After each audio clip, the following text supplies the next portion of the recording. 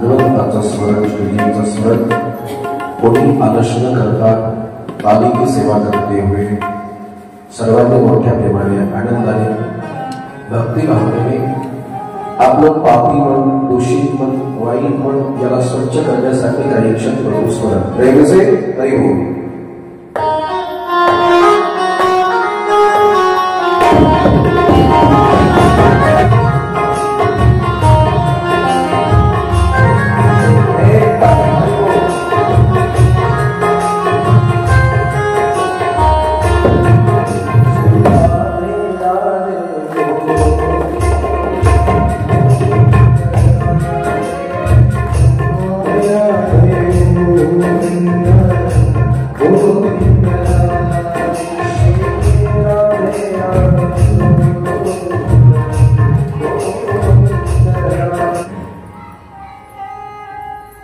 भगवान गोपाल कृष्णजींच्या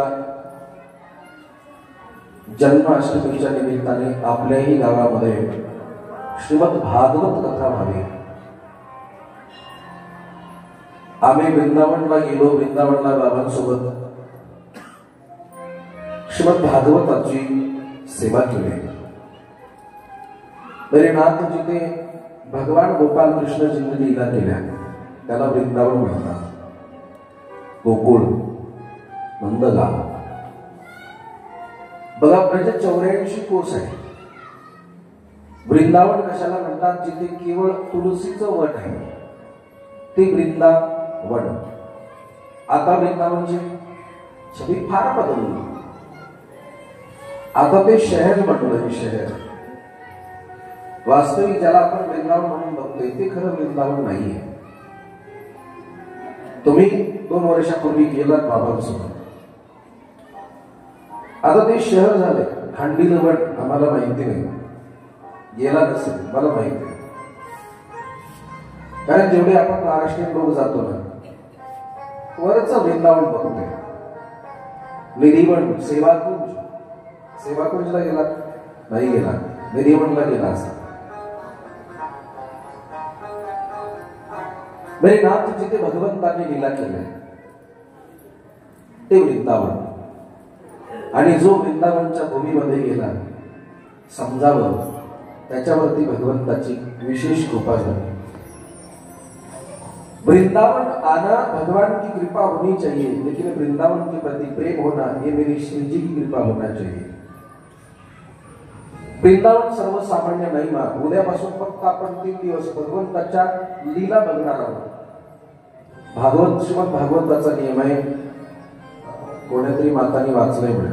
मी जी कथा करते वृंदावन मध्ये 15 वर्ष शिकलोय. बरं, फक्त माझा स्वभाव आहे.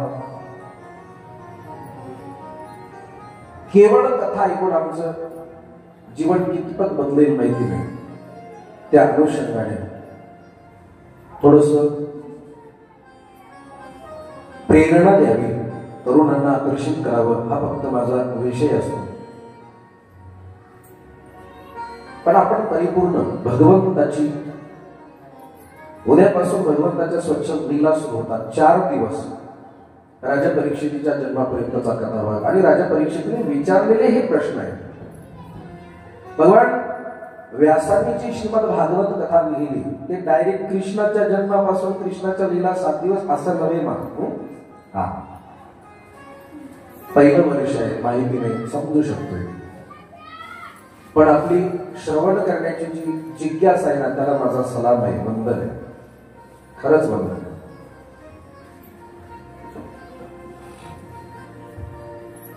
म्हणून जिथे भगवंताने लीला केली तिथे जाऊन आम्ही कथा श्रवण केली. वृंदावनला गेलो महाराज. मनामध्ये आलं अरे गोड श्रीमद भागवत कथा सर्वांच्या पत्रामध्ये पडावी, सर्वांना मिळावं. म्हणून आमची मातृशक्ती पुढे आली. आणि जिथे मातृशक्ती पुढे असते तिथे काहीच कमी नसते, तिथे काही कमतरता नसते. आणि त्या मातृशक्तीला सरळ हाताने मदत करणारी, प्रोत्साहन देणारी आमची पितृशक्ती कारण या झाशीच्या राणीने किती ठरवलं तरी हिच्या पाठीमागे जोपर्यंत आमची शक्ती नाही ना तोपर्यंत ती एकटी बिचारी काय करेल. म्हणून मातृशक्ती आणि पितृशक्ती, संकल्प मातृशक्तीचा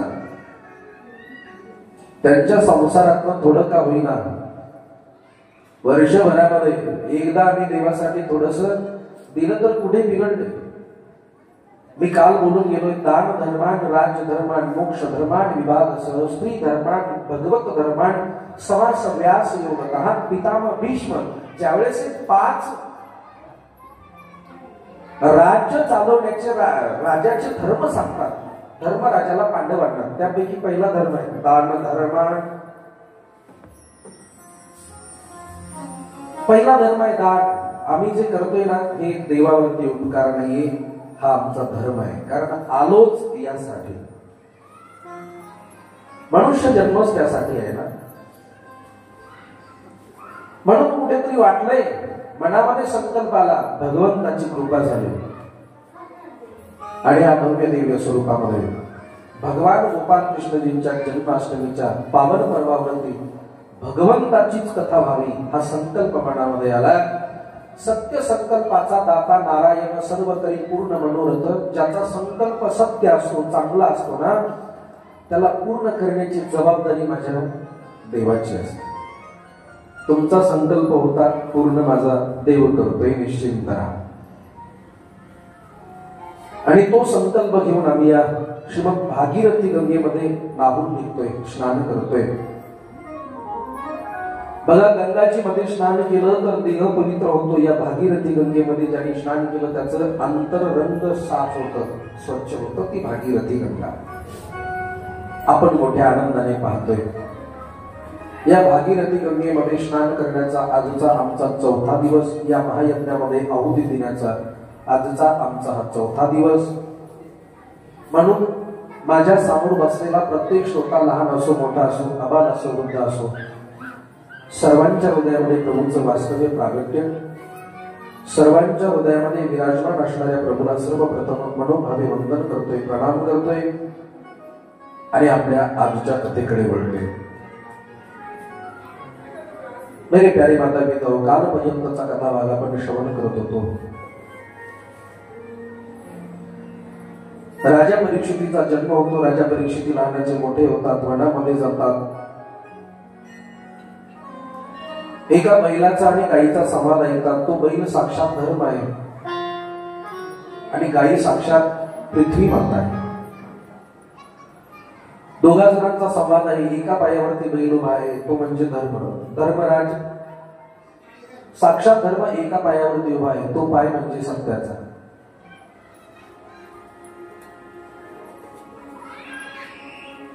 कलियुगामध्ये धर्म एकाच पायावरती उभा आहे, ते म्हणजे सत्य. दुःखी अवस्थेमध्ये आहे पृथ्वी माता, गायीच्या रूपामध्ये रडते आहे. धर्म समजूत घालतात. तेवढ्यामध्ये परीक्षिती समोर येतो. परीक्षितीला त्या दोघा जणांचा संवाद कळतो. बोला, हे कृत्य कोणी केलं?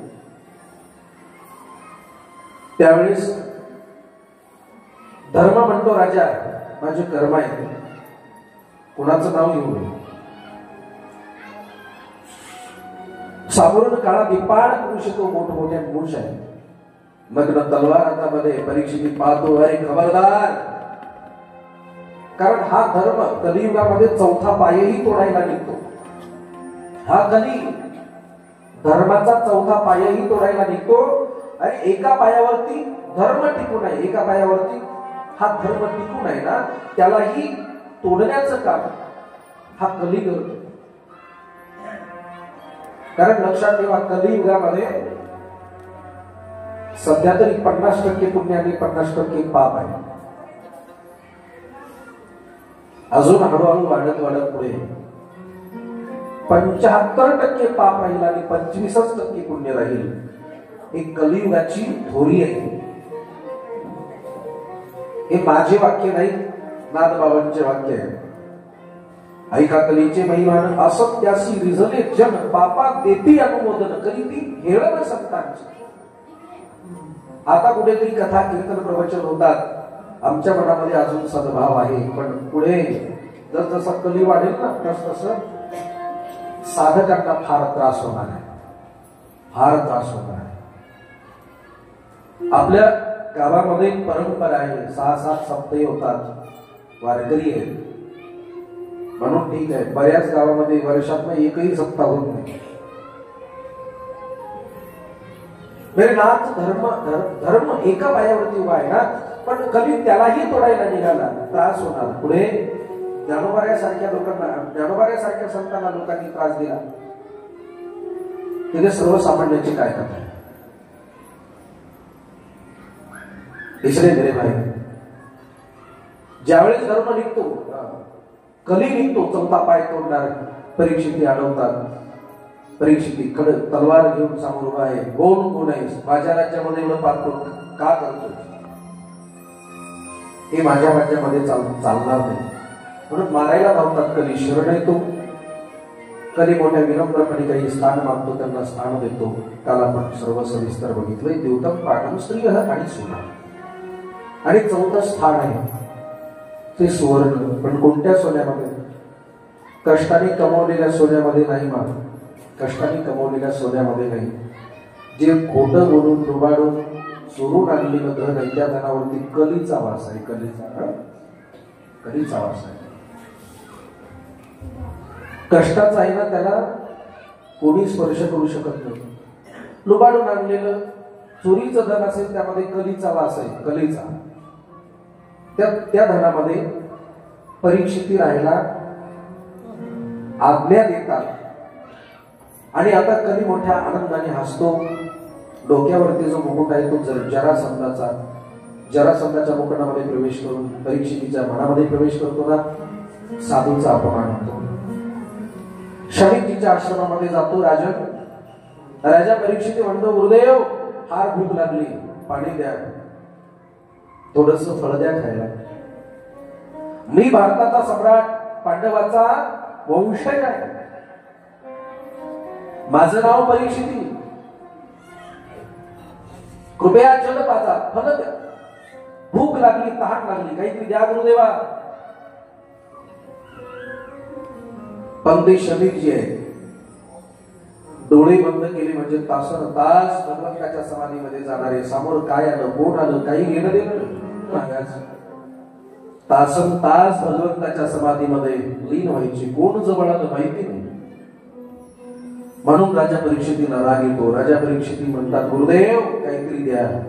कळत नाही कोण आलं, आवाज येतो. समाधीमध्ये लीन असणारा महात्मा राजा परीक्षितीला राग येतो आणि राजा परीक्षिती गळ्यामध्ये मेलेला सर्प टाकतो. गळ्यामध्ये मेलेला सर्प जेव्हा टाकतो ना रे बाप, शमीक येतो, अर्थात शमीकजींचा मुलगा श्रृंगी येतात. श्रृंगी पाहतात, शमीकजी मात्र शांत बसलेले. श्रृंगी श्राप देतात, ज्या राजाने उन्मत्त होऊन माझ्या पित्याच्या गळ्यामध्ये मेलेला सर्प टाकला त्या राजाला माझा पूर्वज नाव, त्या राजाला याच सापाचा पूर्वज नाव तक्षक नावाचा सर्प येऊन दंश करेल आणि तो राजाचा प्राण होईल. बस. शमीकजीचे डोळे उघडतात. शमीकजी पाहतात, अरे बेटा का रागावलायस? काय झालं? काही नाही पिताश्री, तुमच्या गळ्याकडे बघा. गळ्यामध्ये पाहता, अरे बेटा मेलेला सर्प. काळजी करू नका पिताश्री, ज्या कोणी उन्मत्त राजाने तुमच्या गळ्यामध्ये मेलेला सर्प टाकला, मी त्याला श्राप दिला. ज्यावेळेस शमीकजी डोळे हे वाक्य ऐकतात, डोळे बंद करतात, पाहतात, तो राजा दुसरा तिसरा कोणी नसून राजा परीक्षिती होता. बेटा काही केलं, राजा परीक्षिती सारखा राजा जर गेला तर कोणाच्या भरवशावरती आपण कथा कीर्तन ऐकायची? परीक्षिती सारखा धर्मात्मा जर या जगामधनं गेलाय तर आपण कोणाच्या भरवशावरती परमार्थ करायचा रे? फार वाईट केलं बाळा. बाळा, क्रोधाने कोणाचं चांगलं झालं नाही रे. आजपर्यंत ज्याला जास्त क्रोध आला त्याचं एका क्षणामध्ये होत्याचं नव्हतं झालं.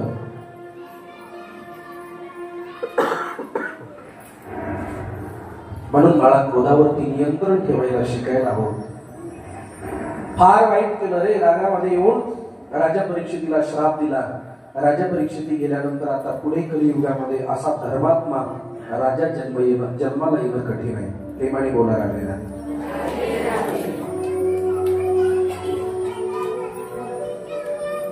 बरे नाथ राजा परीक्षिती गेला. आता कोणाच्या भरवशावरती आपण कथा कीर्तन ऐकणार, कोणाच्या भरवशावरती आपण साधना करणार.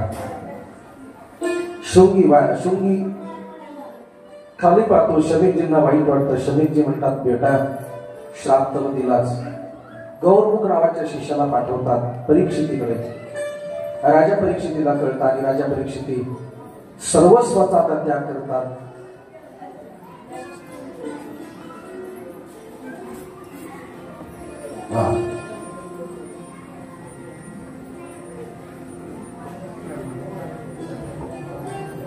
गावचेच का आपल्या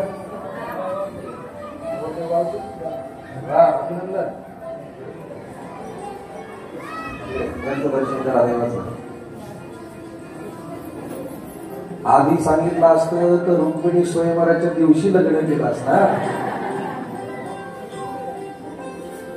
आतापर्यंत किती झाले? 69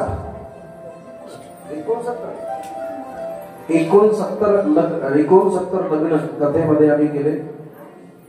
आणि अजून एक प्रश्न आहे. गोरगरिबाचं कोणाचं असेल ना, अगदी गरीब आहे, ज्यांच्याकडे लग्न करायलाही 2 मिनिट, ज्यांच्याकडे पैसे नाही, अगदी गरीब आहेत ना, त्यांचं लग्न आम्ही करतोय.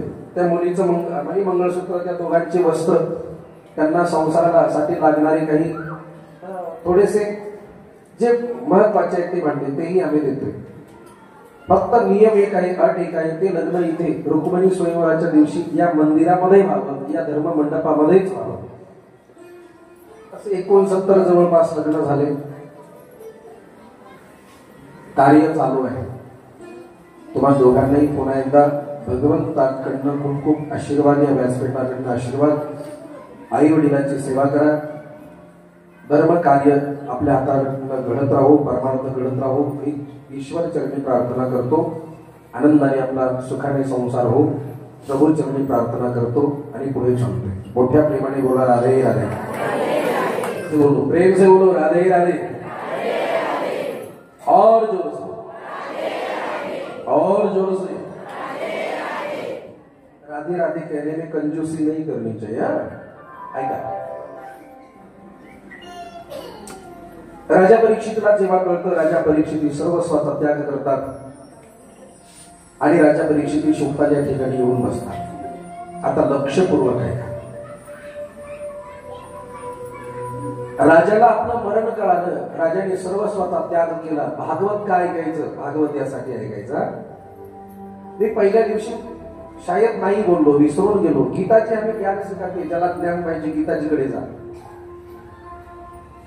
ज्याला कसं जगायचं, जीवन आपला आदर्श कसं बनवायचं हे ज्याला शिकायचं असेल त्यांनी माझं रामायण उघडा, रामप्रभूंचं चरित्र पहा. आणि ज्याला आपला शेवट गोड करायचा, म्हणजे जीवन चांगलं जगायचं आणि शेवटही चांगला करायचा, त्यांनी माझं श्रीमद भागवत उघडा. एक वाक्य बोलतोय ना, गीता जी हमें ज्ञान सिखाती है, रामायण हमें जीना सिखाती है, और श्रीमद भागवत हमें मरना सिखाती है. मरण कसं गोड करायचं ना, ते माझं श्रीमद भागवत शिकवतं. तुकोबाराय म्हणतात, याच्यासाठी केला होता अट्टहास, आणि शेवटचा दिवस हा दिवस गोड होण्यासाठी, शेवटचा दिवस. म्हणून आयुष्यभर परमार्थ.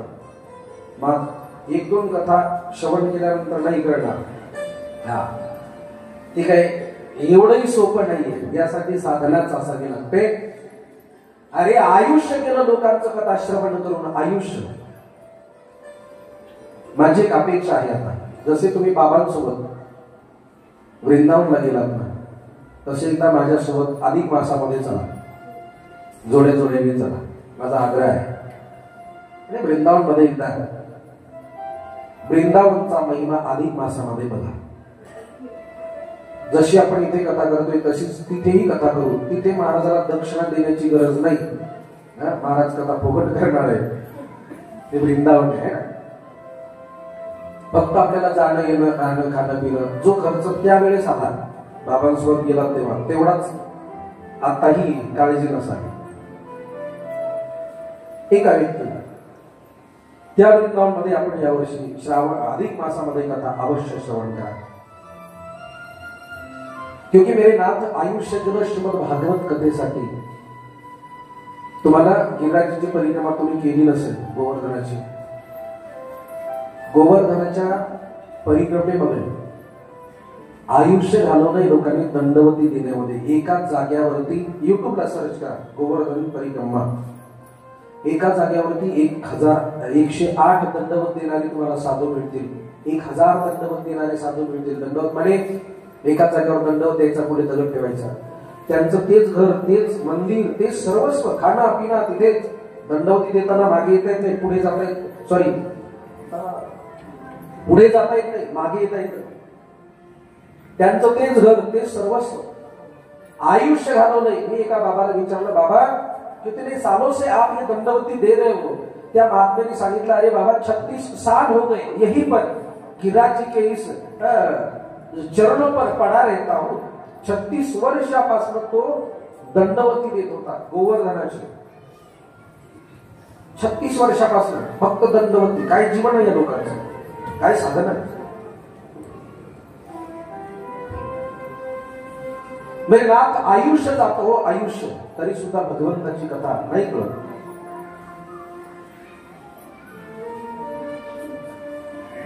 केवळ नळी पुंकरी सोनारी इकडून तिकडे गेलेवारे नाही होत तसं. राजा परीक्षित 7 दिवस कथा श्रवण करतो ना 7 दिवस ते आमच्यासारखे नाही. 7 मी बोलून गेलोय मी सांगितलेल्या नियमाने कथा श्रवण करा. नक्की आपला संकल्प पूर्ण झाल्याशिवाय राहणार नाही. प्रॉब्लेम हे आहे मी इथे आल्यानंतर कोणीच नसतं. हा पहिल्याच फेरीमध्ये नापास. प्रेमाने बोला राधे राधे. मी बोलतोय मी आयुष्यामध्ये कथा करणार नाही हाही संकल्प त्याची शपथ घेऊन येत नाही. हा पहिल्याच फेरीमध्ये नापास. पण याचा अर्थ असाही नाही महाराज फायदा होणारच नाही का. अरे केलेले कष्ट सर्वसामान्याच्या घरी जर आम्ही काम केलं तर तो आमचा मोबदला ठेवत नाही. जगाच्या बापाची एवढी मोठी सेवा करता तो काय आम्हाला असाच ठेव. मला माहिती काम धंदे आहेत खेड गाव आहे बिचारी शेतामध्ये जातात.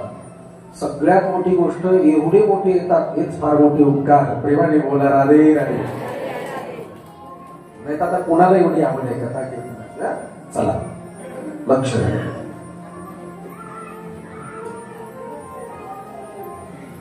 मेरे नाथ कथा एवढी सोपी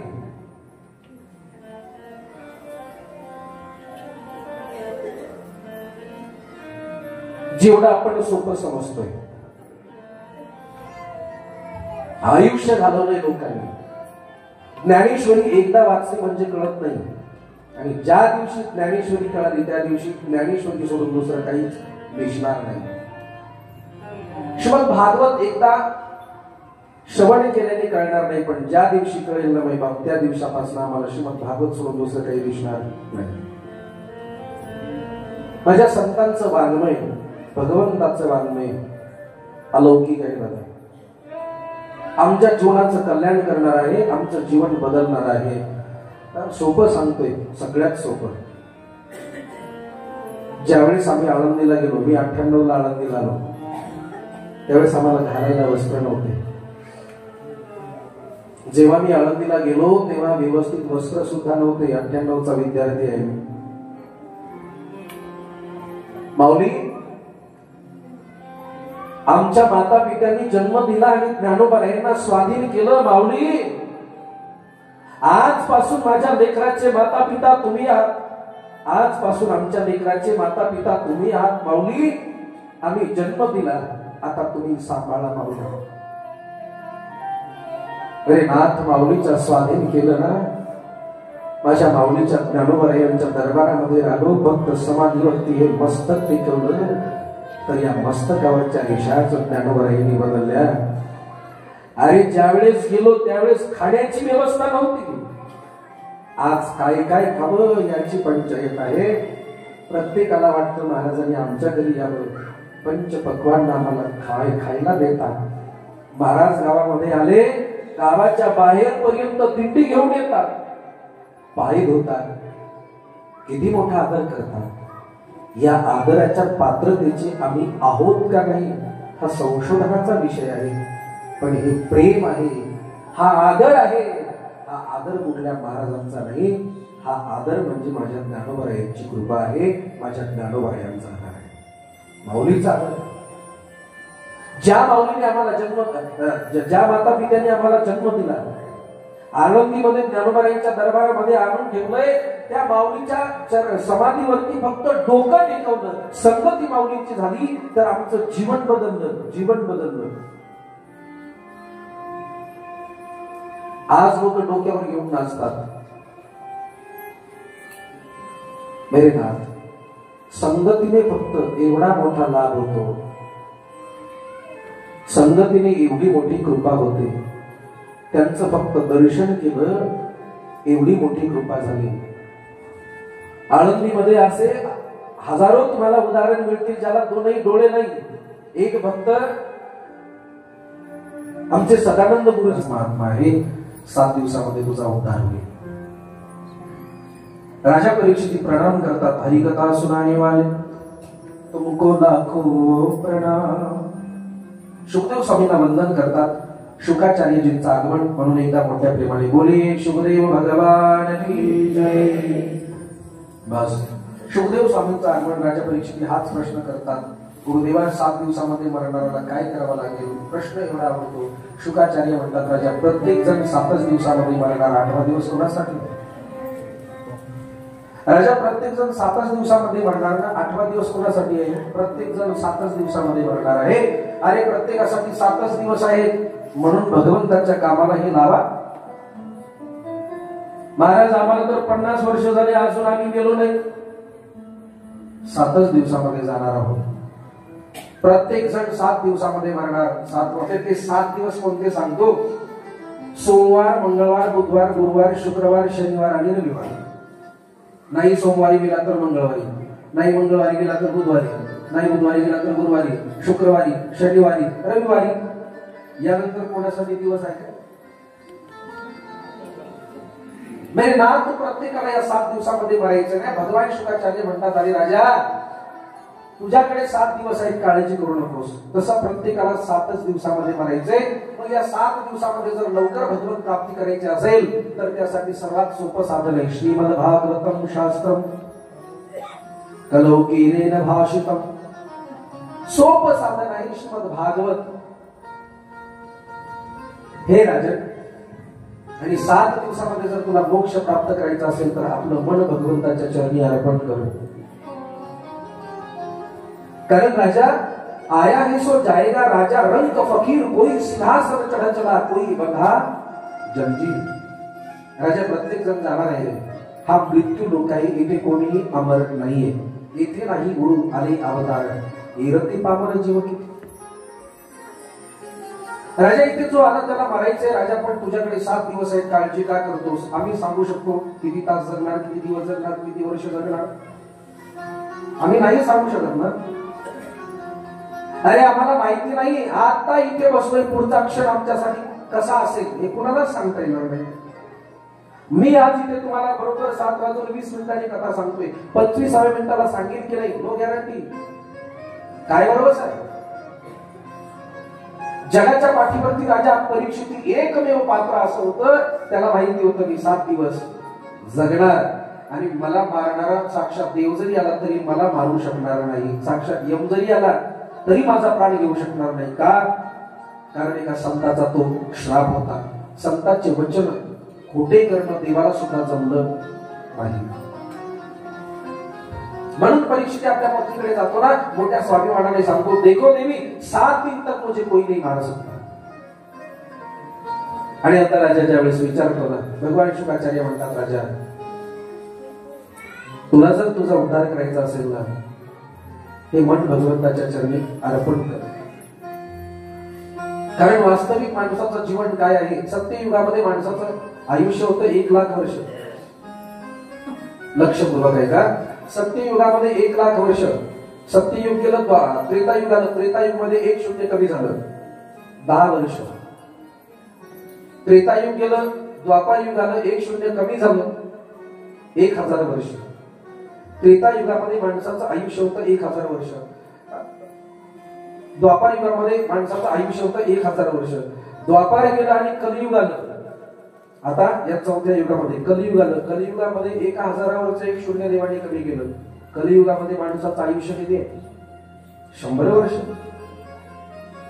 बरं, 100 वर्ष आयुष्य आहे. 100 वर्ष कोण जगतं आता या काळामध्ये? आजच्या डेटला, आजच्या तारखेला कोण जगतो? 100 वर्ष आम्ही शतक कोण करतो महाराज? जुन्या माणसांनी फार फार तर 95-100 गाठली. आता तुमची पिढी, आमची पिढी 60-70, फार फार तर 60-70, आणि आमच्या पुढची पिढी 50च्या वर जाते की नाही माहिती. पुढची पिढी. पण कलियुग आहे ते 100 वर्षाचं जर आयुष्य असेल तर 100 वर्ष माणसाने जगायलाच पाहिजे. कोण जगत आहे आमच्या हातामध्ये? मग या अल्पशा आयुष्यामध्ये जर प्रभू प्राप्ती करायची असेल राजन, वास्तविक माणसाचं जीवन फार अल्प आहे. निद्रया ह्रियते नक्तम व्यवायेन च वावय दिवाचारते हया राजन कुटुंब भरगे नवा. राजा, या अल्पशा आयुष्यामध्ये एक तर 100 वर्ष आयुष्य, निद्रया ह्रियते नक्तम व्यवायेन च वावय दिवाचारते हया राजन कुटुंब भरणे नवा. इथे बहुतांश वारकरी आहेत, जाणकार आहेत. माझ्या भागवतामधला श्लोक आणि तुकोबारायांचं प्रमाण ऐका. अल्पायुष्य मानव देह शतगणिलेते अर्धरात्र खाय मध्ये पालत्व पीडा रोग क्षय काय भजनासी उरले ते पाहेगा. तुकोबारायांचं प्रमाण आणि भागवतामधला श्लोक. निद्रया ह्रियते नक्तम व्यवायेन च वावय दिवाचारते हया राजन कुटुंब भरणे नवा. अर्थ एक आहे, अल्प आयुष्य मानव देह शतगती लेते अर्धरात्र खाय मध्ये बालत्व पीडा रोग क्षय काय भजनासी उरले ते पाहेगा. एवढंच आमचं आयुष्य आहे. त्यामध्ये अर्धा आम्ही झोपेमध्ये घालवतो. निद्रया ह्रियते नक्तम 100 वर्षाचं आयुष्य, 50 वर्ष झोपेमध्ये, 50 वर्ष आमच्याकडे बाकी आहेत. मग या उरलेल्या 50 वर्षामध्ये काय करतो? 25 वर्ष आमचे शिक्षणामध्ये जातात, डिग्री मिळवण्यामध्ये जातात. डिग्री मिळवल्यानंतर नोकरी शोधण्यामध्ये जातात. 50 वर्ष झोपेमध्ये 25 वर्ष डिग्री नोकरी शोधण्यामध्ये गेले ना, 25 वर्ष तर जातात ना. मग 50 आणि 25 75 गेले, खाली किती राहिले? 25. हे 25 कशामध्ये जातात? एकदा नोकरी मिळाली की छोकरी बघण्यामध्ये 1-2 वर्ष घालवतात. छोकरी मिळाल्यानंतर आयुष्यभर साखर संपली आणा, तेल संपला आणा, फेअर अँड लवली आणा आणा आणा आणा आणा आणा आणा म्हणता म्हणता कधी काना होतो कळत. बघा ना, मग आज कथेमध्ये आपल्या कृष्ण जन्म होणारा, कृष्ण जन्माची कथा येणार फक्त. आणि जन्मोत्सव आपण परत जन्माष्टमीच्या दिवशी थाटामध्ये साजरा करणारच आहोत. म्हणून सर्व आनंदाने येऊन बसलात ना. कंटाळा तर नाही आला पाठीमागे? मोठ्या प्रेमाने बोला राधे राधे. थोड़ा फ्रेश जोर से. कंजूसी क्यों करते हो भाई? और जोर से. ये बात तोंडल नाही, साक्षात वृंदावन झालं पाहिजे. 4च दिवस आपली राह आहे. सुखदेव स्वामी फक्त एक श्लोक ऐकतात. निर्गुण ब्रह्माच्या समाधीमध्ये असणारे शुकाचार्य माझ्या भागवताचा फक्त एकच श्लोक ऐकतात. एकच. कोणता?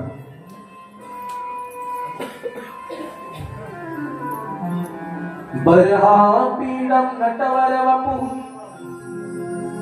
कर्णयो कर्णिकार बिभ्रतवास कनकः कपीशौ वैजयन्तीं च मा रन्ध्रार्वे मुदरधर सुधया पूरयन् गोपवृन्दे वृन्दारण्यं स्वपदरमणं प्राविशत् गीतकीर्तिः बरापीडं नटवरवपुः कर्णयो कर्णिकारं. हा एकच श्लोक आहे का? दशमस्कंदामधला श्लोक आहे, फार गोड आहे. याचा अर्थ असा आहे, बरहापीडं नटवरवपुः कर्णयो कर्णिकारं.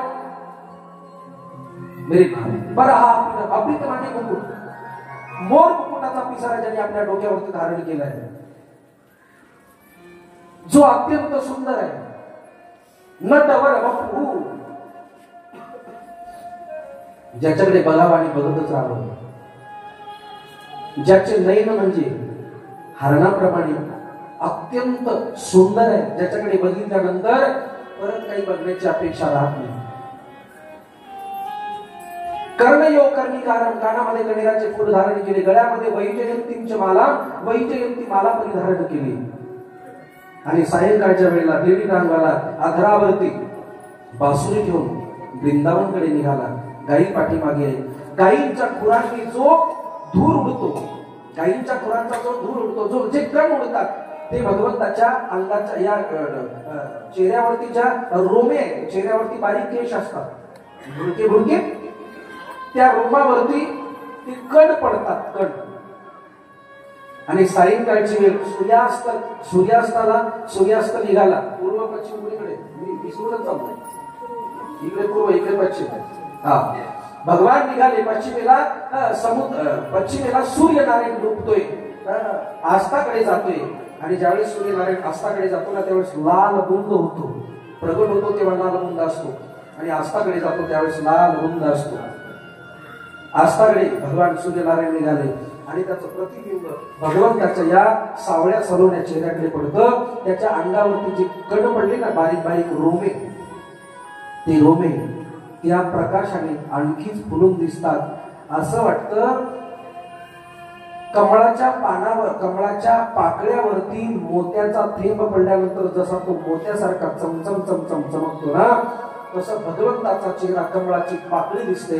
आणि त्याच्या रोमावरती पडलेले छोटे छोटे कण अगदी मोत्यासारखे चमचम चमचम चमकतात.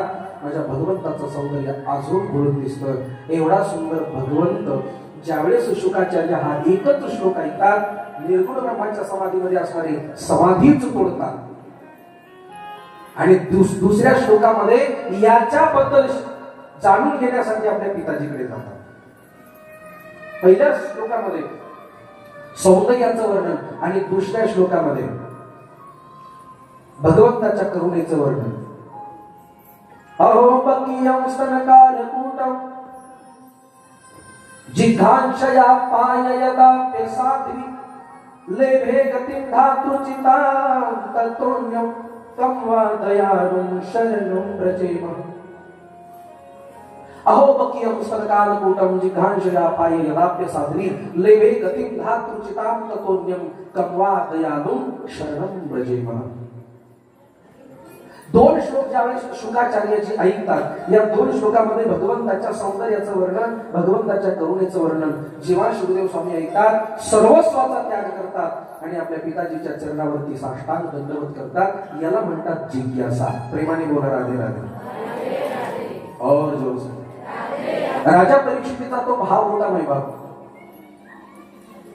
जोपर्यंत आमच्या मनामध्ये तो भाव येणार नाही ना, तोपर्यंत आमच्या पत्रामध्ये काहीच पडणार नाही. तोपर्यंत पालती घागरी ज्याप्रमाणे तसं आम्ही आहोत. अरे मासा पाण्याच्या बाहेर काढल्यानंतर जसा मासा तडफडतो ना, तशा एका भक्ताने भगवंताच्या कथेपासून दूर झाल्यानंतर तडफड, जोपर्यंत तो भक्त तडफडत नाही ना, तोपर्यंत काय कृपा होणार. कथा मात्रेक जीवनम, ज्या संतांचं जीवन झालं त्यांना शौनकादी ऋषी म्हणतात, सनत कुमार म्हणतात. 24 तासामधून जेवढे आम्ही श्वास घेतो, प्रत्येक श्वासाला माझ्या भगवंताचं नामचिंतन यावं. अरे झोपलो तरी भगवंताचं मुखामधनं नामस्मरण यावं. त्या दिवशी आम्ही खरी भगवंताचे असतो. अर्जुन झोपला तरी भगवंताला पुकारतो. म्हणून पांडवाच्या 24 तास समवेत जगाचा बाप आहे. जब के भाव ना बने माधव, हे गोविंद हम तो अज्ञानी हैं. जब के भाव ना बने बस कृपा बरसाए रखना प्रभु. पितामह विश्व म्हणतात, देवा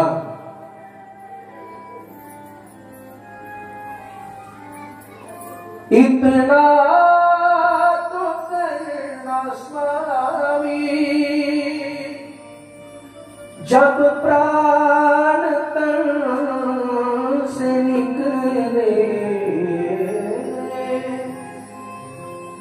गोविंद नाम लेकर तब प्राण तन से निकले. मेरे नाथ भाव जब तक ये भाव हो, हा जोपर्यंत भाव होत नाही ना तोपर्यंत आमच्या या हृदय रूपी भांड्यामध्ये काय काय होणार. आम्हाला ज्ञान पाहिजे, आम्हाला ब्रह्मज्ञान पाहिजे. छोटीशी कथा सांगतो, एका मिनिटामध्ये ऐका.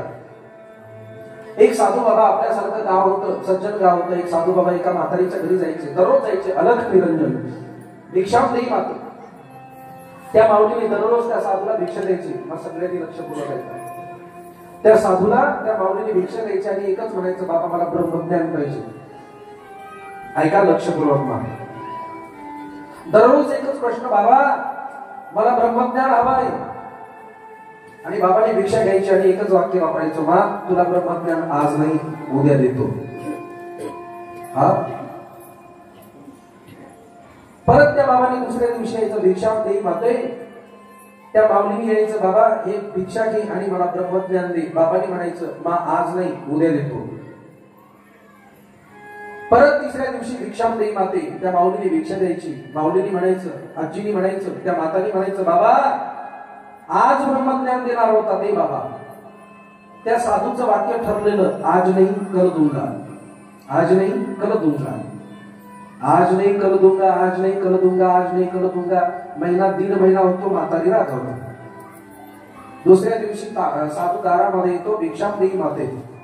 म्हातारी आजी भिक्षा द्यायला येते, भिक्षा साधूच्या झोळीमध्ये टाकते, डोक्यावरचा पदर कमरेला खवते आणि बाबाला म्हणते, क्यों बाबा, अरे कब से कह रहा था आज नहीं कल दूंगा, आज नहीं कल दूंगा, आज नहीं कल दूंगा. अरे बाबा तेरा कल कब आने वाला है, केव्हा येणार आहे तुझा उद्या. आज नाही उद्या देतो, आज नाही उद्या देतो, आज नाही उद्या देतो. अरे दीड महिना झाला, कधी मला ब्रह्मज्ञान देणार बाबा. त्यावेळेस साधू बाबा मनामध्ये हसले, खाली बघितलं आणि सांगितलं, क्षमा कर पण उद्या नक्की देतो. वचन आहे माझं बा, उद्या तुला ब्रह्मज्ञान नक्की देतो. बाबा उद्या नक्की देणार, हा मा नक्की देणार. म्हातारी यांची खुश, बाबा घरी येणार, उद्या ब्रह्मज्ञान देणार. म्हणून माऊली सकाळी सकाळी 4ला उठली. जेवढं आपलं काही म्हशींचं दूध असतं तेवढं एकत्रित केलं, चुलीवरती ठेवलं. मोठं पातेलं 10 लिटर दूध अर्ध्या लिटर वरती आणलं आणि त्याची गोड रबडी बनवली, बासुंदी बनवली. लक्षपूर्वक आहे, गोड त्याची रबडी बासुंदी बनवली आजी. आणि बाबांची वाट पाहते. बाबा सकाळी सकाळी आले, भिक्षा देई माते. आजी धावत पळत किचन रूम मध्ये गेली. ती बासुंदीच्या पातेल्यामध्ये ठेवली, ते पातेलं उचललं.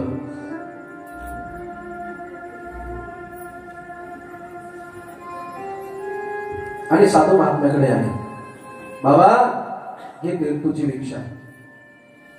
बाबाने कमंडलू पुढे गेलं.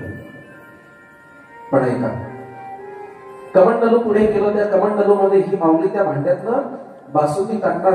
हिचं लक्ष कमंडलू मध्ये गेलं. त्या कमंडलू मध्ये माती आहे. लक्षपूर्वक ऐका, त्या कमंडलू मध्ये माती आहे, शेण आहे, खिचड आहे, थोडे थोडे छोटे छोटे कंकड आहे. अर्थात ते कमंडलू खा नाही, गाईचं सेन आहे. या आजीला असं वाटलं साधू आहे, साधूला काय कळतं, याने हे कमंडलू स्वच्छ करायचं साधू विसरला.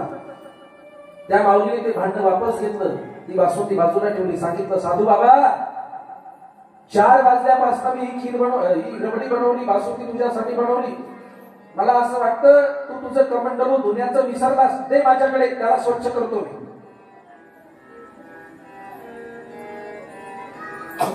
साधू म्हणला, नाही मा, तुला ही खीर याच कमंडलू मध्ये द्यावी लागेल. अरे बाबा जरा कमंडल बघ, त्याच्यामध्ये शेण आहे, माती आहे, किचड आहे, चटकड आहे. साधू म्हणला मला चांगलं माहिती आहे त्याच्यामध्ये काय आहे, पण तुला जर बासुंदी द्यायची असेल तर त्यामध्येच दे. म्हातारी रागावली. म्हातारी म्हणली साधू एवढी कष्टाने बनवलेली मी ही बासुंदी, अरे सकाळी 4 वाजल्यापासून डोळे फोडते, 10 लिटर दूध अर्ध्या लिटर वरती आणलं, एवढी घट्ट रबडी बासुंदी बनवली आणि मी तुझ्या घाणेरड्या भांड्यामध्ये बासुंदी देऊ? अरे त्याच्यामध्ये जर ती दिली तर ती खाण्यायोग्य राहील का? जा आधी तुझं भांड साफ करून ये. साधू हसला आणि साधू म्हणला म्हातारी माय ऐका, अगं आता खाल्लेली तुझी बासुंदी उद्या विष्ठा होऊन बाहेर पडते. आता खाल्लेली तुझी बासुंदी तात्पुरता मला आनंदाची अनुभूती देते, परत भूक लागल्यानंतर तिची सर्व चव टेस्ट निघून जाते आणि दुसऱ्या दिवशी ती विष्ठा होऊन बाहेर पडते. अगं काही क्षणासाठी सुख देणारी तुझी बासुंदी जर तू या घाणेरड्या माझ्या कमंडलूमध्ये देत नसेल तर जन्म जन्मांतरापासून भरलेलं तुझं हे अंतःकरण, यामध्ये काम, क्रोध, लोभ, दंभ, मद, अहंकार, अगं या विकाराने हे भरलेलं तुझं भांड, या विकाराने तुझं भरलेलं हे हृदयरूपी भांड, या भांड्यामध्ये जन्म जन्मांतराचा आनंद देणारं माझं ब्रह्मज्ञान मी कसं देऊ? अगं आधी हे तुझं मनरूपी भांड, याला नामरूपी साबणाने स्वच्छ कर. आधी यामधले सगळे विकार काढ, याला नाव ठेव, त्याला नाव ठेव, याच्याबद्दल वाईट, त्याच्याबद्दल वाईट. अरे हे गणेशानंद शास्त्री बोलत नाही, हे संतांचे वाक्य आहेत. आमचं हृदय फक्त दुसऱ्याच्या विकारांनी भरलेलं आहे ना, जोपर्यंत हे स्वच्छ होणार नाही तोपर्यंत आम्हाला हे ब्रह्मज्ञान कळणार नाही. तुकोबाराय म्हणतात, तुका म्हणे चित्त करारे निर्मळ आणि नंतर येऊनी गोपाळ राही तेथे, तेव्हा येईल ना तो काय बाजारचा भाजीपाला आहे? तो काय आमच्या घरचा राम्या गडी आहे? नाही बाबा. म्हणून ऐका,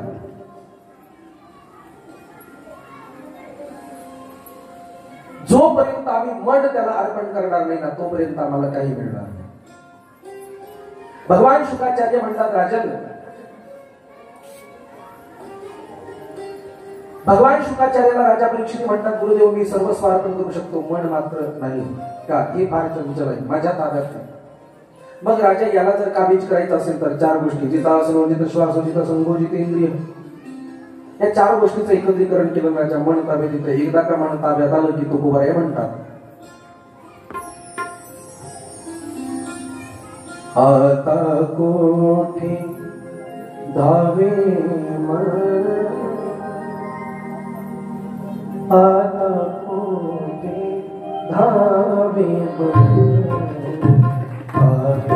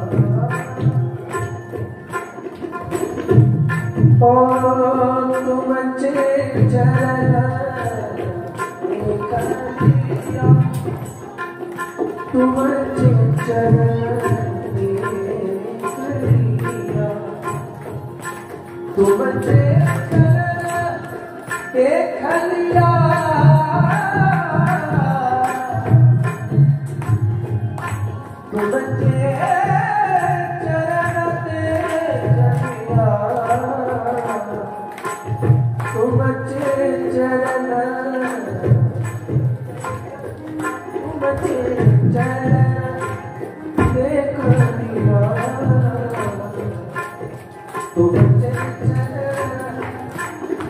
देखिया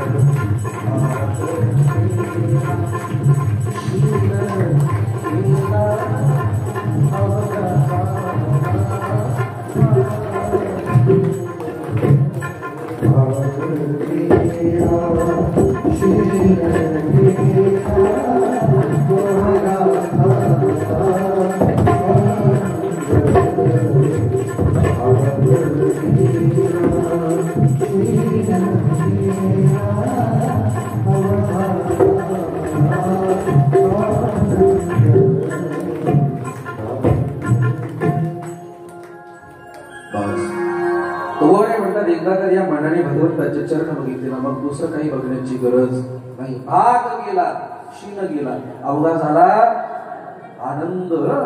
बरेच लोक म्हणतात भाग्या गेला शिंगा आला, असं नाही. आम्हाला बहुतांशी हरिपाठ आरती सुद्धा पाठ नाही व्यवस्थित. आरती ज्ञानराजा महाकैवल्यातील शेवटी साधू संत है ना, सेवती आम्ही बरेच म्हणतो शेवटी साधू संत म्हणून यदला माझा आरती प्रगष्ट गुज बोले प्रगट गुह्य बोले. आम्ही म्हणतो प्रगष्ट गुज बोले विश्व ब्रह्मेची चेले रामाच्या नादान पायी टिकीत चाले. सुख करता दुःख हरता येत नाही, सुख करता दुःख हरता चालीच्या नादात आम्ही काय काय म्हणतो माहित नाही. चला एकदा काही मन भगवंताच्या चरणावरती लागलं ना राजा मग काही बघण्याची गरज नाही. कारण मन इंद्रियाचा राजा. सर्वांचं कारण म्हणजे हे मन आहे जे अत्यंत चंचल आहे. भगवान शुकाचार्य म्हणतात हे गुरुदेव याला काबीज करण्यासाठी काय करू? काहीच नाही, काही नाही राजन, बस भगवंताचं स्मरण कर, त्याची कथा श्रवण कर.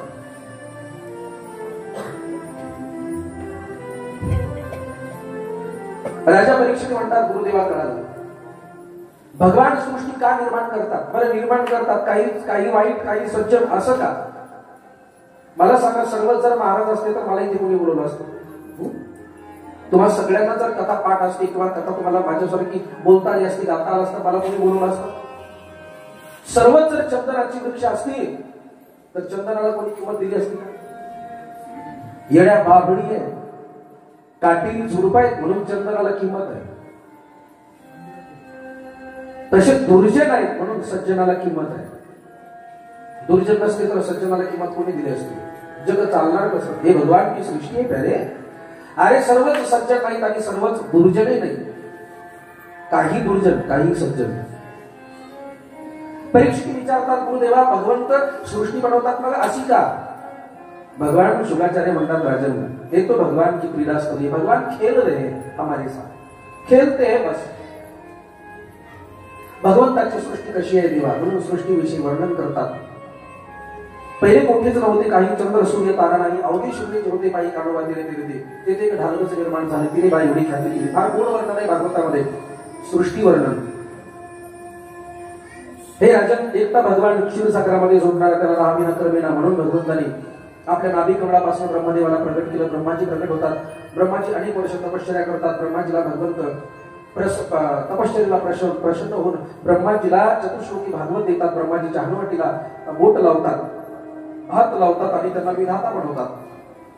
सांगतात बेटा तुम्ही सृष्टी निर्माण करा, मला मदत करा.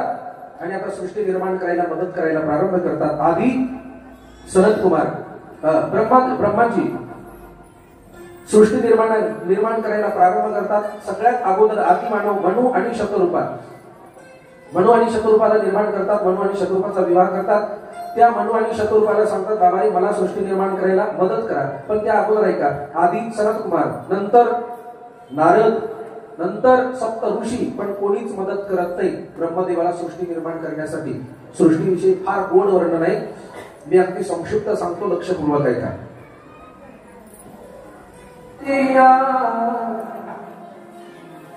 मिले तो हे सावरिया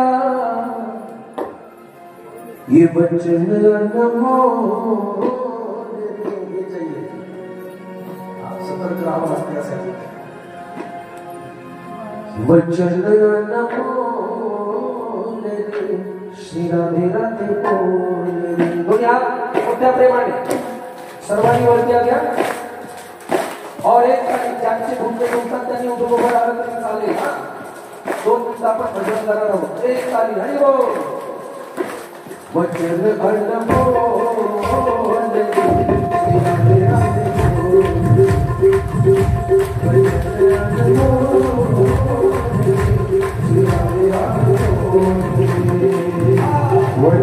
अनमोल श्री राधे राधे बोले। वचन अनमोल श्री राधे राधे बोले। श्री राधे राधे बोले, राधे राधे बोले, श्री राधे राधे बोले, श्री राधे राधे बोले, श्री श्याम श्याम बोले, श्री राधे राधे बोले, श्री श्याम श्याम बोले, श्री राधे राधे बोले, श्री राधे राधे, श्री राधे राधे, श्री राधे राधे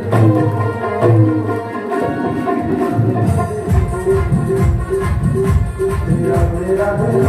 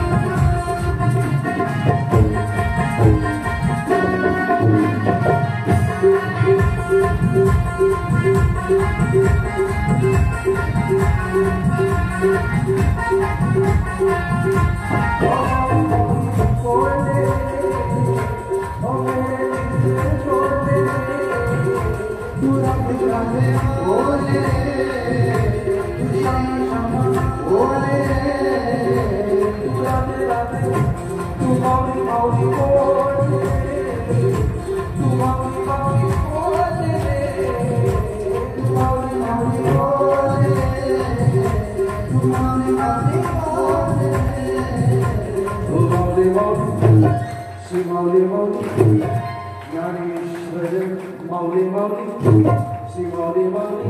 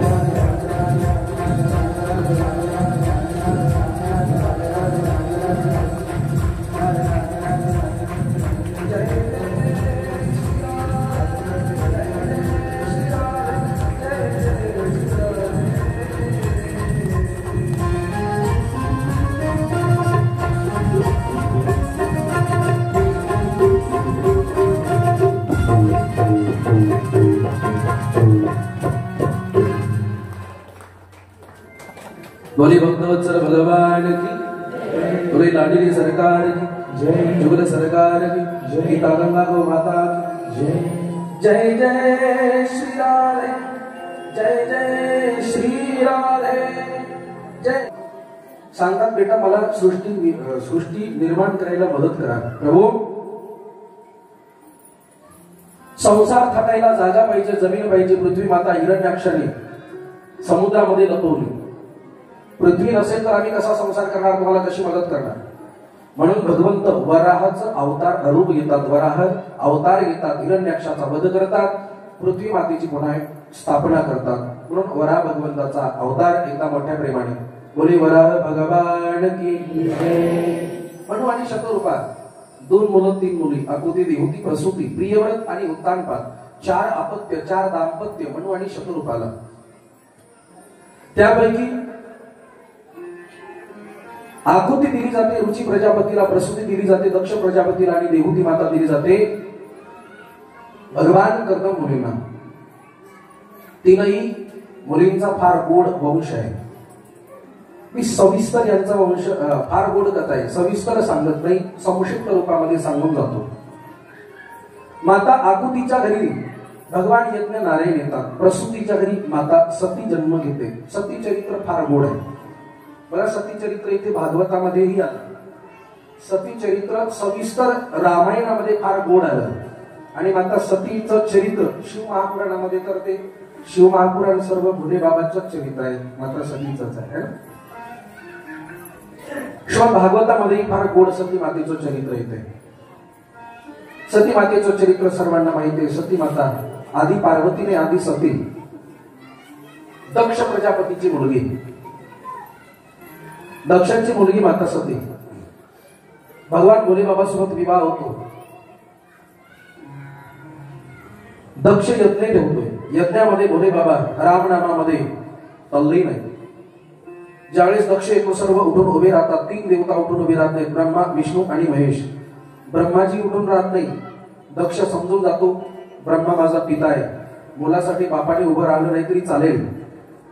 भगवान विष्णू माझे आज आहेत म्हणजे माझ्या पप्पाचा पप्पा आहे, माझ्या नाही उभा राहिला मग कुठे बिघडलं. कारण वडिलांसाठी आज्यासाठी मुलगा केवढा जरी असेल तरी लहानच असतो. पण हा माझा जावाई आहे, हा का नाही उठला. म्हणून भोले बाबाला नको नको ते बोलतोय, अपमानित करतोय. परंतु ते भोलेनाथ आहे, महादेव आहे, देवोग्य देव आहे, शांत आहे. भोलेनाथ म्हणतात माझा गुन्हा आहे, माझा सासरा आहे, सासऱ्याचा सन्मान करणं माझं काम आहे. शिवाय दक्ष प्रजापती आहे, मी उठलो नाही. भोले बाबा खाली मान घालतात, नको नको ते दक्ष बोलतोय. महाराज एवढं पण बोलतोय, अरे मसनजोगी स्मशानामध्ये राहणारा तुझी लायकी नसताना मी माझी मुलगी दिली. एखादा सासरा जर जावयाला असं बोलत असेल तर त्याच्यावरती काय बीतत असेल ते त्या जावयालाच माहिती. प्रेमाने बोला राधे राधे. दक्ष बोलतोय, भोलेनाथ खाली मान घालतात, ऐकून घेतात. यज्ञामधनं वापस येतात, आपल्या घरी येतात. पण ऐका, एकही शब्दाने सती मातेला दुखवत नाही, एकही शब्द सती मातेला सांगत नाही. ही शिकायचंय आम्हाला सती चरित्रात.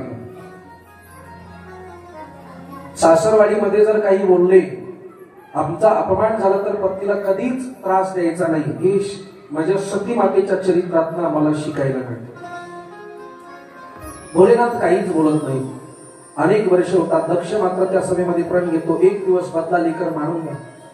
केवळ बदला घेण्यासाठी ईर्षेमुळे परत यज्ञ ठेवतो. सगळ्यांना निमंत्रण, भोलेनाथाला नाही. सती माता म्हणते स्वामी माझ्या बाबाच्या घरी यज्ञ आहे, सर्व देवता चालले, आपण का नाही. भोलेनाथ म्हणतात अगं पार्वती, अगं सती, आपल्याला निमंत्रण नाही. निमंत्रण नसेल तर जाऊ नये. सती माता म्हणते पित्याच्या घरी पुत्रीला जायला निमंत्रणाची गरज लागत नाही. तुम्ही जावाई आहात, तुम्ही येऊ नका, पण मी चाललोय. सती माता ऐकत नाही. परिणाम दक्षाच्या दरबारामध्ये जाते. सती मातेचं चरित्र सर्वांना माहिती असेल. सविस्तर चरित्र सांगायचं म्हटल्यानंतर आपला 1 तास जाईल. सती माता दक्षाच्या घरी जाते, पण सतीचा केवळ अपमानच होतो. सर्व प्रजा अपमानित करतात. सतीच्या डोळ्यामध्ये अश्रू आहे.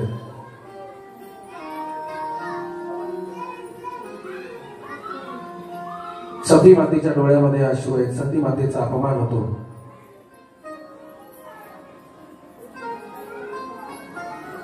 सती माता पुढे जाते. समाज अपमान करेल नवल नाही मैबाप. स्वतःच्या बहिणी जवळ येतात. अरे आली वाटतं, बिना निमंत्रणाची आली वाटतं, आली बघा बिना निमंत्रणाची. सती मातेला वाईट वाटतं. एक म्हणते का ग, तुझ्या मिस्टरांनी एखादी गाडी घेतली का अजून महिलावरच बसत.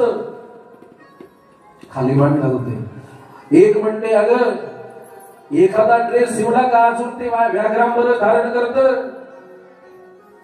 एक म्हणली कोणत्या कंपनीचा शॅम्पू तुझा मिस्टर लावतो, कोणत्या कंपनीचं पावडर लावतं, अजून मेलेल्या माणसाची राखच लावते. आपल्या पतीचा अपमान आपल्या माहेरी जर होत असेल तर त्या माऊलीवरती काय बितत असेल. सती माता दुःखी अंतःकरणामध्ये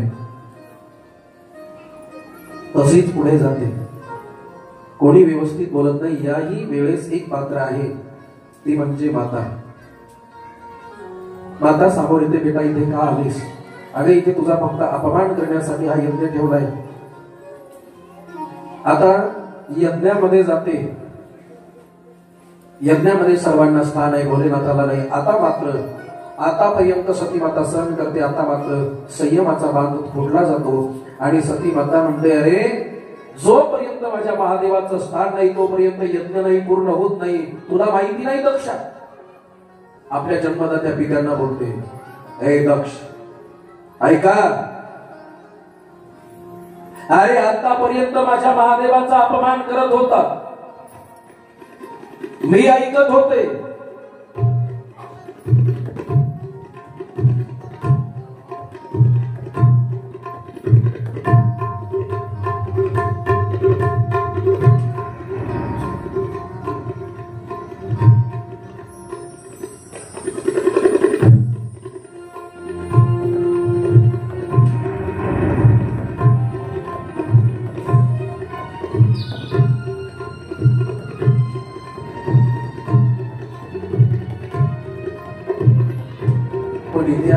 माझ्या देवाचा अपमान. म्हणून सती माता म्हणते, सुरहू सभासद सकल मुनींना तरी सुनीची मी सत्तर निंदा. अरे ऐका सभासदांनो ऐका, ज्यांनी ज्यांनी माझ्या भोलेनाथाचा अपमान केला, ज्यांनी ज्यांनी माझ्या महादेवाचा अपमान केला, त्यांना त्यांना यथोचित फळ मिळेल. सती माता बोलून जाते, सर्व सभासदांकडे पाहते आणि आपल्या आता मात्र आपल्या पित्याकडे पाहते आणि पित्याला म्हणते, अरे हे दक्ष, एक मुलगी आपल्या जन्मदात्या पित्याला बोलते, अरे हो दक्ष, माझ्या महादेवाचा अपमान, माझ्या भोलेनाथाचा अपमान, अरे माझ्या भोले बाबाचा अपमान त्याही वेळेस केला, परंतु माझ्या देवाने एका शब्दाने सुद्धा मला सांगितलं, आजही माझ्या समोर अपमान. लक्षात ठेव दक्ष, अरे माझ्या भोले बाबाचा अपमान जर माझ्या समोर होत असेल आणि ज्या दक्षाकडनं मला हे शरीर मिळालं असेल, हे दक्ष, मला हे तुझ्याकडनं मिळालेलं शरीर नको आहे. मी आज आता आणि ताबडतोब इथे याचा त्याग करते.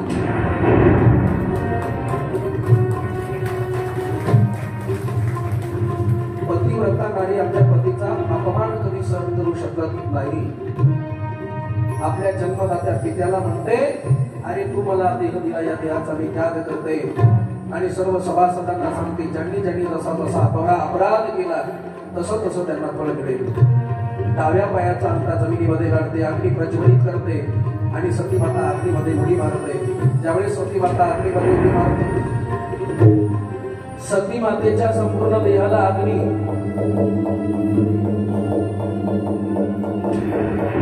देवता स्पर्श करतो. सती माता पेटू लागते, अग्नीने शरीर जळतं, देह जळतोय.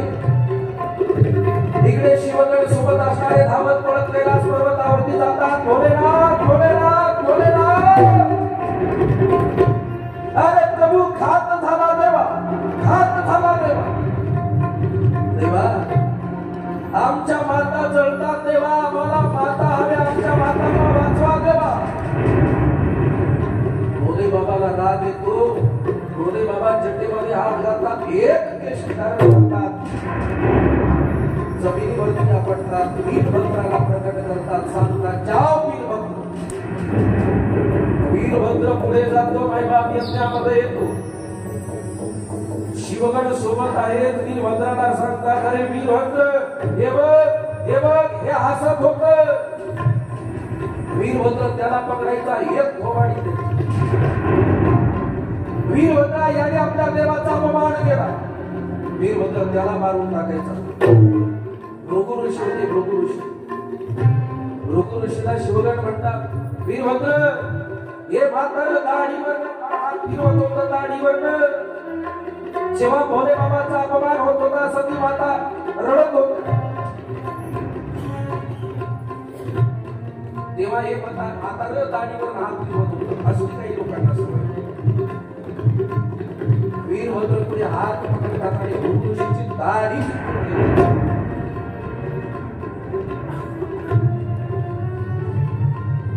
दक्षाकडे जातात. दक्षाला सिंहासनावर फरफटत बोलत आणतात आणि वीरभद्र आपल्या खडगाने दक्षाचा शिर ते शिर यज्ञामध्ये पडत.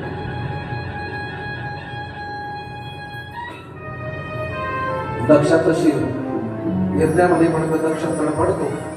दक्षाला शिक्षा मिळते. परंतु सर्व देवता भगवान भोले बाबाला प्रणाम करतात. भोलेनाथ, जर दक्ष मेला तर यज्ञ पूर्ण कसा होणार, आणि यज्ञ पूर्ण नाही झाला तर सृष्टी सुरळीत कशी चालणार. तेव्हा यज्ञ पूर्ण झाला पाहिजे. दक्षला क्षमा करा, दक्षला जीवदान द्या, यज्ञ पूर्ण करा. यजमान आहे तो. एक वाक्य बोलू, तो जसा यज्ञ आहे तसा हा आपला 7 दिवस यज्ञ आहे. मला काल आपले पाहुण्यांना सांगतोय, आळे फाट्यावर आले, राजुरी आहे ना, राजूर आळे फाट्या शेजारी राजूर गाव आहे, फार मोड आहे. त्यांना मोठा कार्यक्रम करायचा आहे. ते जर झालं तर तुम्हाला सर्वांना आमंत्रित, तुम्ही पण एकदा तिथे या. फार भव्य दिव्य पटांगणात बेंगॉलमध्ये जवळपास 10-15 हजार लोक संख्या कार्यक्रमाला येते. तिथे या. राजूर मंदिर लहान आहे, समाज जास्त वाढतोय, कारण इथे कथा पहिल्यांदा होते. तरी इथे एक मोठी घटना घडली. ज्या माऊल्या बिचाऱ्या पुढाकार घेऊन हा कार्यक्रम करतात त्यांचाच पुतण्या स्वर्गवास त्यांचा झालाय. कथा होईल की नाही गॅरंटी नव्हती, पण अगदी जवळ कार्यक्रमाला 10-15 दिवसामध्ये ठरलं कार्यक्रम करायचा. चाहे कुछ भी हो जाए, कथा नाही थांबवायची, कथा व्हायलाच पाहिजे. हा मोठेपणा या गावचा, हे वैभव या परिवाराचं. परमार्थाशी निगडीत असणारी 3 पिढ्या परमार्थ करतात ना, म्हणून त्यांनी हे अनुष्ठान प्रारंभ केलं. पण मग आता बोलेला का, जो यज्ञ दक्षाच्या दारामध्ये आहे, जो यज्ञ दक्षाच्या दारामध्ये आहे त्याचे यजमान दक्ष आहे. तसा हा यज्ञ आहे. जेवढा श्रेष्ठ, बघा मी यांच्या साक्षीने बोलतोय, देवी देवतांच्या, जसा तो यज्ञ आहे तसा हा माझा भागवत यज्ञच आहे. जेवढा श्रेष्ठ तो यज्ञ होता तेवढा श्रेष्ठ या कलियुगामध्ये माझ्या भगवत कथेचा हा यज्ञच आहे. म्हणून समाज वाढतो. बिचारे आमचे बापू माझ्याकडे आले, महाराज एक समस्या होती, आपण जर उद्यापासून बाहेर कथा केली तर समाज जास्त येतोय, पटांगणामध्ये जर कथा केली तर चालेल का. म्हणलं अनुष्ठान मानलंय, आता चाहे जो भी हो जाए, हे अनुष्ठान आता नाही मोडता येणार. म्हणून इथे परत ते म्हणलं ठीक आहे महाराज, जसं आहे तसं आपण करूया. जागा नाही, बिचाऱ्या मावल्यांची संख्या एवढी आहे, इच्छा होती बाहेर करायला, जमेल का. मंडळ आलं, नाही शक्य. मी का सांगितलंय याचं कारण सांगतो. मग हे टाइमपास म्हणून भागवत कथा आपली मुळीच नाही. आपला एन्जॉय व्हावा, गावाला काहीतरी 7 दिवस करमणूक व्हावी यासाठी ही श्रीमद भागवत कथा मुळीच नाही. आणि हा भावही मनामध्ये ठेवू नका. हा यामध्ये आनंद घेणं हे आमचं काम आहे. एन्जॉय नाही, टाइमपास नाही, भक्तीचा आनंद घेणं हे आमचं काम आहे. भक्तीमध्ये आनंदाने नृत्य जरी केलं तरी तो ती भक्तीचाच भाग आहे. माझ्या मीराजी लोकांचा विचार नाही केला, बघ घुंगर उभार न कर मीरा नाची. हे अनुष्ठान आहे. 7 दिवस हे व्यासपीठावरती घटस्थापना केली, नवग्रहाची स्थापना केली, ग्रंथ स्थापना झाली ना. आता हे तेव्हाच विसर्जन होईल जेव्हा आपली कथा महाआरती होईल, कथेचा विराम होईल. अनुष्ठान या अनुष्ठानामध्ये व्यत्यय नको. जो दक्षाचा यज्ञ आहे तोच हा आपला तेवढाच श्रेष्ठ आणि त्याच पात्रतेचा हा यज्ञ आहे. प्रेमाने बोला राधे राधे. म्हणून यजमान जर नसेल तर हा यज्ञ कसा पूर्ण होणार? तुम्ही गावकरीच जर ऐकायला नाही आले तर हा यज्ञ कसा पूर्ण होणार? इथे यजमान सर्व गावकरी आहेत, सर्व गावकरी आहेत. दक्ष शिरच्छेद झाला, दक्ष गेलाय. महाराज हे भोलेनाथ, दक्षला जिवंत करा. भोलेनाथ म्हणतात ठीक. सर्वांची आज्ञा म्हणून भोलेनाथ दक्षाला एका बकऱ्याचं शिर देतात. बकऱ्याचं का? फार गोड इतिहास आहे. हे शिव महापुराण ऐकावं लागेल यासाठी. बकऱ्याचंच का? नाही केवळ मॅमॅ. हा वा वा वा, बरोबर बरोबर. मॅमॅ करतो ना, म्हणजे ज्याला अभिमान आहे, ज्याचा अभिमान रूपी फणा बाहेर येतो, तो फणा काटावाच लागतो. ज्याला मी करतो, मी आहे, मी मी मी म्हणून सर्वस्व, ज्याला वाटतं ना मी मी मी मी आहे म्हणूनच चाललं, तुझा मी कधी जाईल सांगता येत नाही, म्हणजे हा मीपणाचा फणावरती आला, त्याला भगवंत कापतात. म्हणून बकऱ्याचं केलं पाहिजे. दक्षाला अभिमान झाला होता ना, म्हणून त्याचं शिरच्छेद. आणि या बकऱ्याचं शिर लावतात, यज्ञ पूर्ण करतात. भोले बाबाला आनंद होतो. पण सती मातेचा देह हाती घेतात आणि भ्रमण करतात, विश्वभ्रमण तांडव करतात. सृष्टीचा विनाश होईल म्हणून भगवान विष्णू नाविलाजाने सुदर्शन चक्र ठेवतात, सोडतात आणि सती मातेच्या देहाचे तुकडे करतात. जिथे जिथे तुकड्याचा भाग पडला तिथे तिथे शक्तीपीठ निर्माण होतात. 108 शक्तीपीठ शास्त्रामध्ये सांगितले, त्यापैकी 3.5 शक्तीपीठ महाराष्ट्रामध्ये आहेत. आपल्या प्रेमाने बोला राधे राधे. आणि तीच सती माता पुढे पार्वती रूपाने पर्वतराज हिमालयाच्या आणि मैना मातेच्या पोटी जन्म घेते. आणि तीच सती माता भोले बाबा यज्ञामध्ये उडी मारताना भोले बाबा पती रूपाने मिळावे यासाठी संकल्प करते. आणि तीच सती माता पार्वती रूपाने जन्म घेते ना, हजारो वर्ष भोलेनाथ पती रूपाने मिळावे यासाठी तपश्चर्या करते. सप्त ऋषी येतात, सती माते पार्वती मातेची परीक्षा घेतात. परीक्षेमध्ये पार्वती माता पास होते. आणि पार्वती माता जेव्हा परीक्षेमध्ये पास होते, भगवान भोले बाबाला सर्व देवता म्हणतात, देवा तुमची परीक्षाही सफल झाली, आता विवाह करा. कारण तारकासूर नावाचा दैत्य आता उन्मत्त झाला, त्याला मारण्यासाठी तुमचा विवाह होणं अत्यंत गरजेचं. कारण तुमच्या पोटी जन्माला येणारा पुत्र त्याचा वध करू शकतो, आणि जर तुम्ही विवाह नाही केला तर तारकासूर या सृष्टीचा नायनाट करेल. म्हणून जगाच्या कल्याणाकरिता भगवान भोलेनाथ परत मग पार्वती सोबत विवाह करतात. इथे शंकर पार्वतीचा विवाह होतो. हे सती चरित्र अत्यंत गोड, सविस्तर माझ्या रामायणामध्ये फार गोड आहे, भागवतामध्ये आहे, आणि शिव महापुराणामध्ये तर बरं सविस्तरच आहे. प्रेमाने बोला राधे राधे. सती चरित्र संपलं जातं. आकृती, देहुती आणि प्रसूती. आकृती दिली जाते रुची प्रजापतीला, जिच्या घरी यज्ञ नारायण येतात. देहुती दिली जाते भगवान कर्दमजींना, जिच्या घरी भगवान कपिल जन्माला येतात. आणि प्रसूती दक्षाला दिली जाते, जिच्या घरी माता सती येते. सती चरित्र इथे कपिल देहुती संवाद आहे फार गोड. भगवान कपिल आपल्या मातेला उपदेश करतात. भगवान कपिल भगवान विष्णूचा अवतार आहे. आणि भगवान कर्दमजी महान संत, महान साधू आहे. 40,000 वर्ष तपश्चर्या करतात. अरे खडतर तपश्चर्या करणारा महात्मा. एक वेळेची घटना, संसारिकाची फक्त संसारिकावरती नजर पडते. फक्त 2 मिनिटं लक्षपूर्वक आहे का? प्रेमाने बोला राधे राधे. और जोर से, और जोर से. कधी कधी साधूही पाय साधूचाही घसरू शकतो. म्हणून साधू हा एकांतामध्ये शोभत असतो. लक्षपूर्वक आहे का? साधू हा एकांतामध्ये शोभत असतो, लोकांतामध्ये साधू शोभत नसतो. साधूला एकांत असावा. लोकांतामध्ये साधू गेल्यानंतर, मी म्हणतो संन्याशानी, मी नाही म्हणत, शास्त्र बोलतं संन्याशानी कोणाच्याही लग्न मंडपामध्ये अक्षता टाकायला जाऊ नये. साधू संन्याशी ज्यांनी भगवे वस्त्र धारण केले, संन्यासाचा अर्थ सोपा नाही. केवळ भगवे धारण केले म्हणजे झाला संन्यास असं नाही. अरे तो फार मोठा त्याग आहे. संन्यास म्हणजे पुनर्जन्म आहे.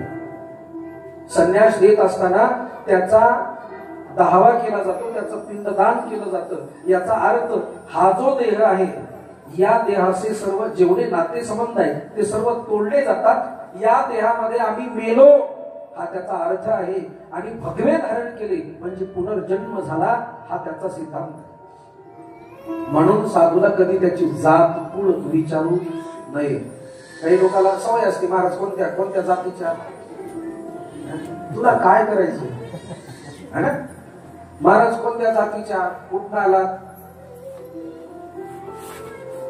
साधूला हे जर विचारलं ना तर त्याला त्याचं पूर्व इतिहास त्याला आठवतो, आणि त्याचं भगवंताबद्दलचं जे प्रेम आहे, भजन आहे, त्या भजनामधनं मन डिवाइड होतं, मन थोडंसं विचलित होतं. म्हणून साधूला कधी त्याचं कुळ आणि मूळ कधीच विचारायचं नाही. प्रेमाने बोलायला देणार.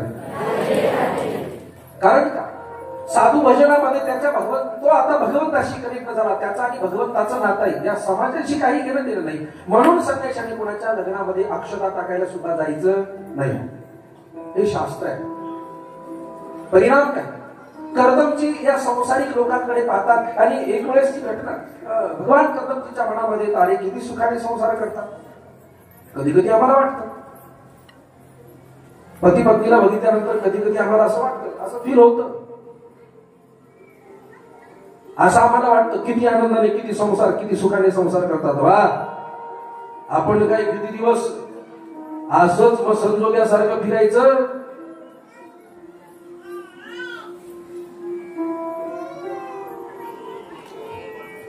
आपण किती असं संजोग्यासारखं किती दिवस फिरायचंय.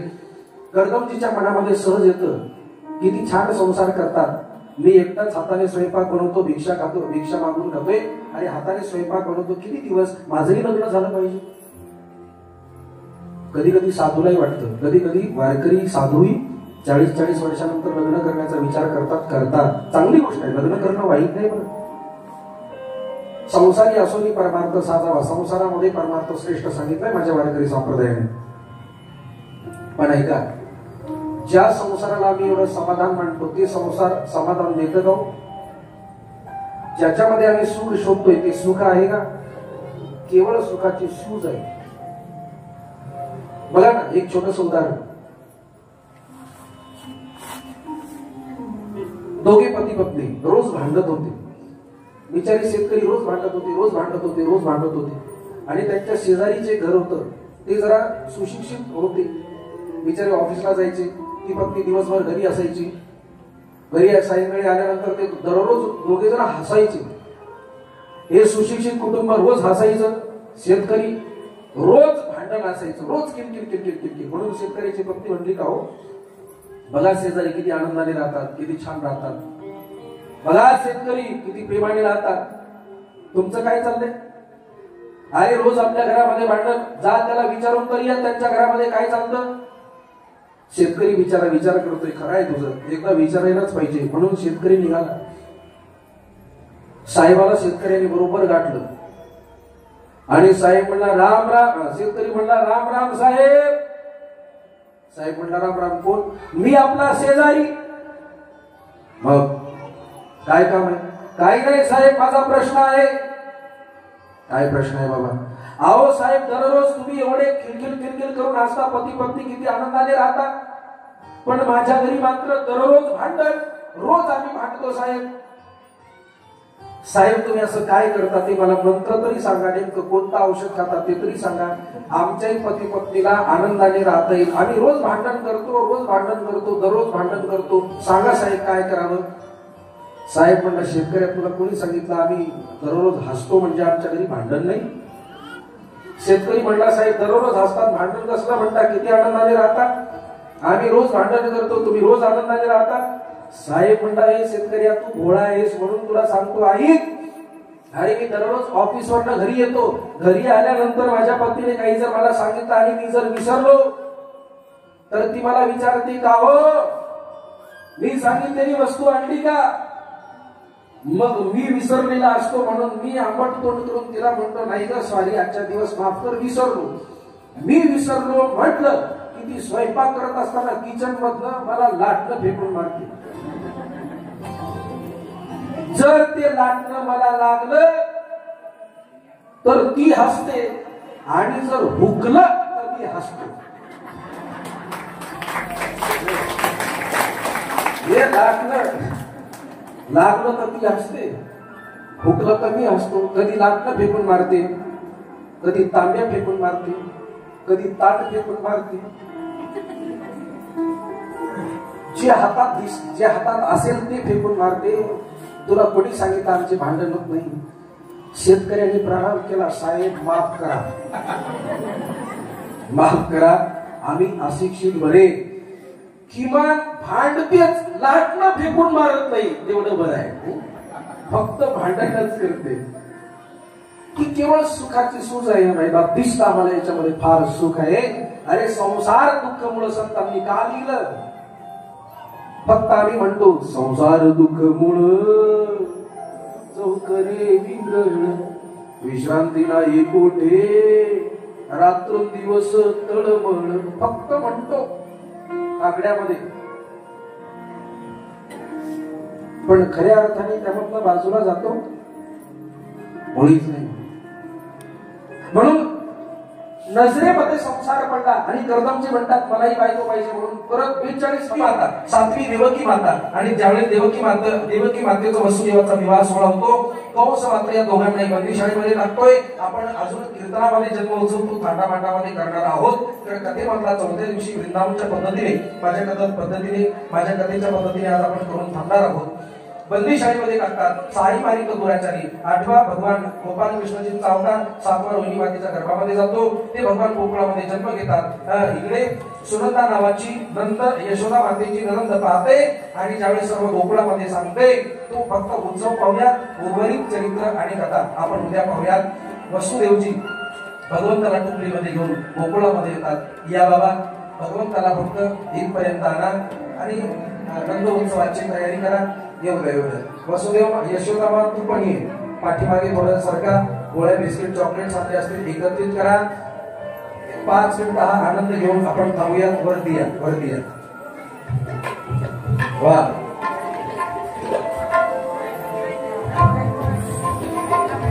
या वरती असते. मी म्हणेल बधाई, मी म्हणेल नंद बाबा यशोदा मैया, सर्वांनी म्हणायचं बधाई हो, बधाई हो. एवढं वाक्य फक्त बोला.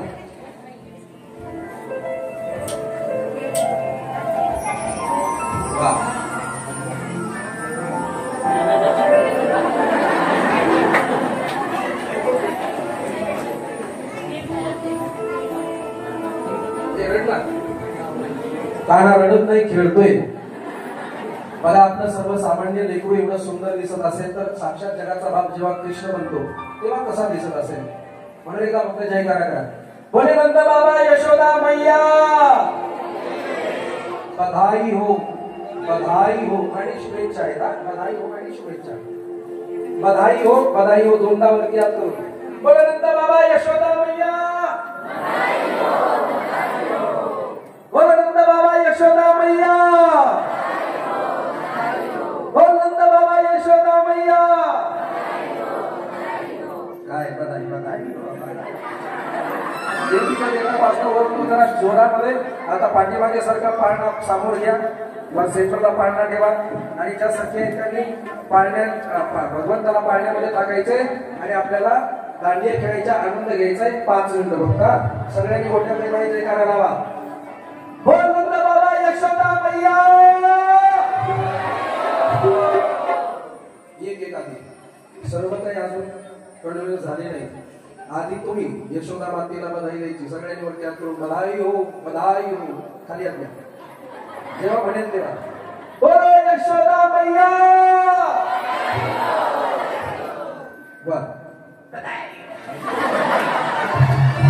जरा हात करना पूरा जोर से. बोल यशोदा मैया. वाह. आता आमचा आवाज आहे का? आमचा.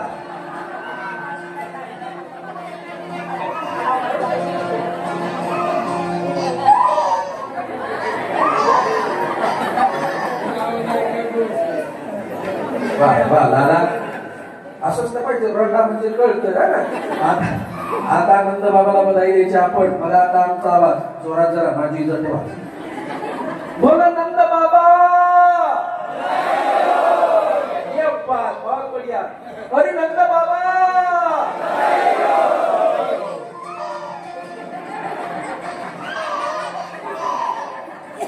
वाह वाह वाह वाह. सभी लोग भाव से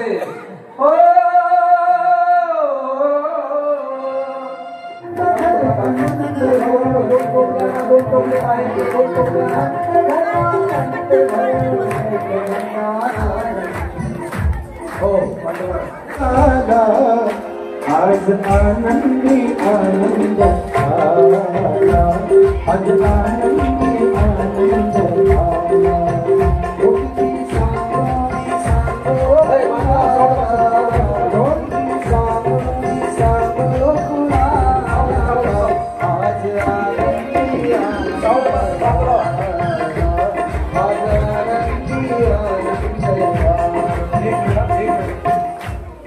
हे माहिती लेकराला गरबी होईल असं नाही उभं राहायचं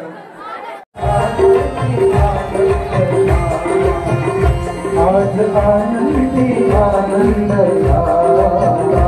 आज आनंदी आनंद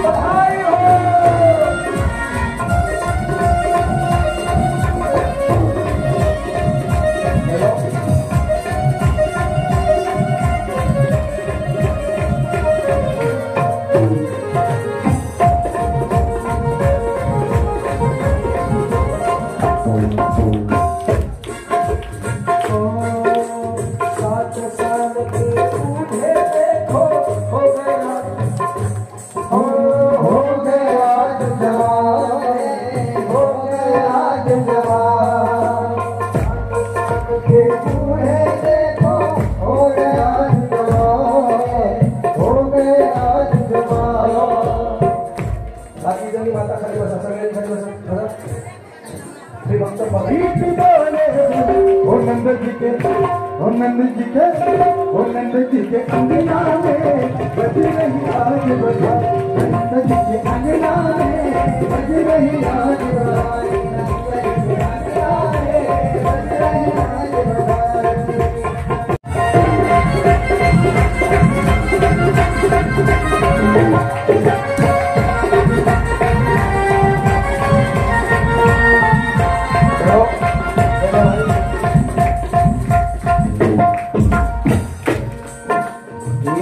हे नंद बाबा जे जे दिसेल ते उधळतात नका. कृष्ण जन्म ज्या दिवशी होतो का सोनं चांदी हिरे माणिक होते नंद बाबा उधळतात. आपण काय जेवण देऊन देणार आहे? 10 रुपयाचा फुगा म्हणजे जास्त असेल, 20 रुपयाचा 25 रुपयाचा. या लहान लेकरं काय देतात? काय